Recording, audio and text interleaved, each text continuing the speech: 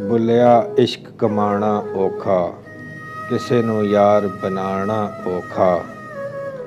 ਪਿਆਰ ਪਿਆਰ ਤੇ ਹਰ ਕੋਈ ਕੂਕੇ, ਕਰਕੇ ਪਿਆਰ ਨਿਭਾਣਾ ਔਖਾ।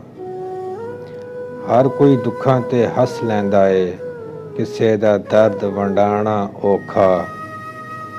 ਗੱਲਾਂ ਨਾਲ ਨਹੀਂ ਰੁਤਬੇ ਮਿਲਦੇ, ਜੋਗੀ ਭੇਸ ਵਟਾਣਾ ਔਖਾ।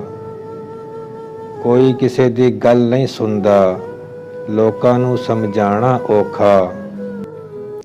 ਅਲਿਫ ਅੱਗ ਲੱਗੀ ਵਿੱਚ ਸੀਨੇ ਦੇ, ਸੀਨਾ ਤਪ ਕੇ ਵਾਂਗ ਤੰਦੂਰ ਹੋਇਆ। ਕੁਝ ਲੋਕਾਂ ਦੇ ਤਾਨਿਆਂ ਮਾਰ ਦਿੱਤਾ, ਕੁਝ ਸਜਣ ਅੱਖਾਂ ਤੋਂ ਦੂਰ ਹੋਇਆ।